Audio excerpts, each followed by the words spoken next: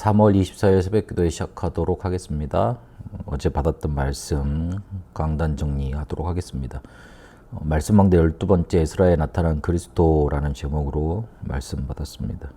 에스라는 성전 재건과 그 뒤에 말씀 재건의 이야기입니다. 그러니까 회복을 말씀하고 있는 겁니다. 그런데 실제로 하나님의 말씀과 언약이 내게 성취되는 건 맞나? 이런 질문 속에 우리는 신앙생활을 그냥 흘려보내고 있는지도 모릅니다. 말씀이 나하고 무슨 상관이냐? 과연 하나님은 살아계시느냐? 저 사람한테는 하나님 살아계신 것 같은데 나한테 하나님 살아계시는 거 맞냐? 나한테 응답하시는 거 맞냐? 이렇게 흘러가는 신앙생활이 많습니다. 이 말씀이 나와 상관이 없으면 우리의 삶은 어려움과 그리고 힘든 것으로 가득 차 있는데 해결해낼 길이 없습니다. 영적인 힘이 생기질 않고 실제로 불신앙과 염려되는 쪽을 선택할 수밖에 없게 됩니다. 하나님은 에스라를 통해서 회복을 말씀하셨습니다. 말씀의 응답, 이 성취를 체험한 사람들을 통해 결단하고 그 결단한 사람들이 실제로 모두를 살려냈던 일들이 기록되어 있습니다. 그런데도 회복이 되었음에도 이스라엘이 멸망할 수밖에 없었던 그 이전의 죄악을 반복합니다. 왜 성전을 지으라 했는지 말씀을 재건해야 되는지에 대한 근본적인 이해가 없었다는 말이 되고, 그리고 전도 선교를 실제로 이해하지 못하니 뭔가 이렇게 하나님의 말씀을 꾸며가고 만들어가고 이뤄가려는 노력들만 있었지, 그것들을 통해 나에게 역사하는 하나님의 응답과 성취는 맛보지 못했다는 겁니다. 이러니 뭐가 안 생기냐면 아무리 노력해도 영적인 힘은 생기지 않습니다. 자기 만족감은 있습니다. 자기 성취감은 있습니다. 아, 내가 사람을 이렇게 도왔으니, 하나님의 말씀을 이렇게 잘 지켰으니 하나님의 나라를 축복하실 거야. 애매한 기대는 하게 됩니다. 그러나 영적인 힘은 생기지 않습니다.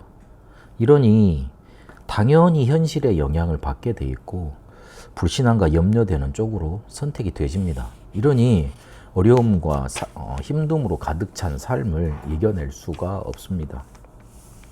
하나님은 우리에게 회복의 유일한 길로 그리스도를 주셨습니다.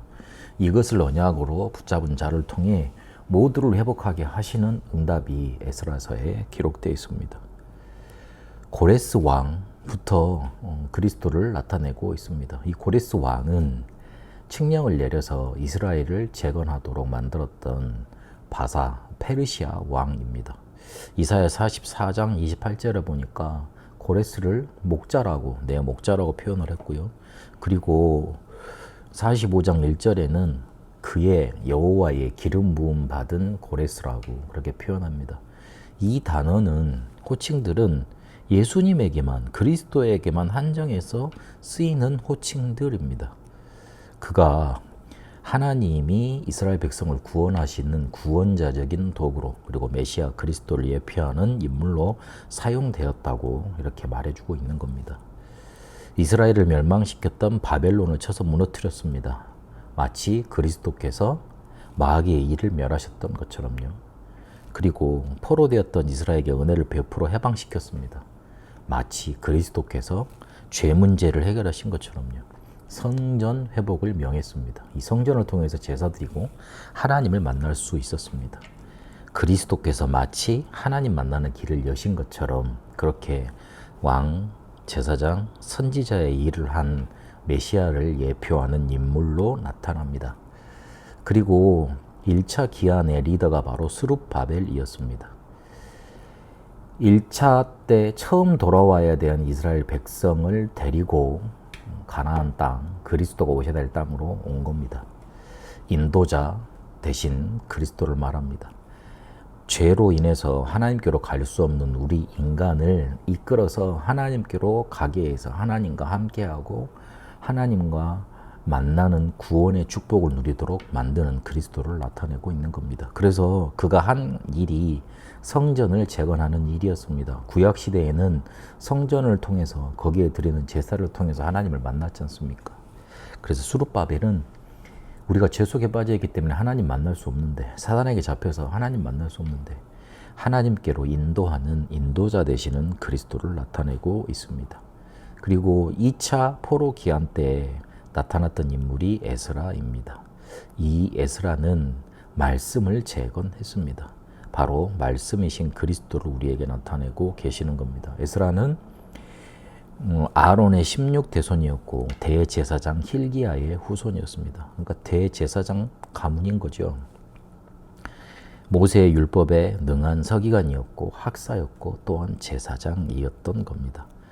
이 에스라는 회개합니다. 이방인과의 통혼 때문에, 이방인들의 통혼 때문에 이스라엘이 멸망받고 포로 받았는데 또 똑같은 일을 저지르고 있었습니다.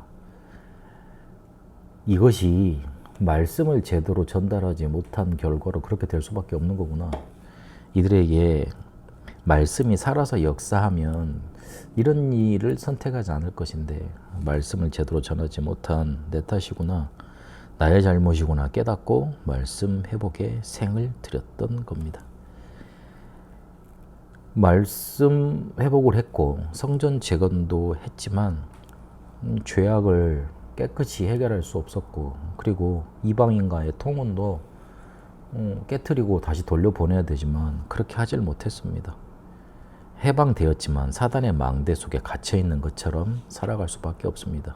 그래서 하나님의 말씀이 살아서 내게 역사하고 나를 사로잡도록 그렇게 인도받아야 됩니다. 그러려면 성삼위 하나님이 지금도 역사하시는 것을 믿으면 됩니다. 이러면 하나님의 말씀과 기도와 전도의 응답이 성취되는 흐름을 보게 됩니다.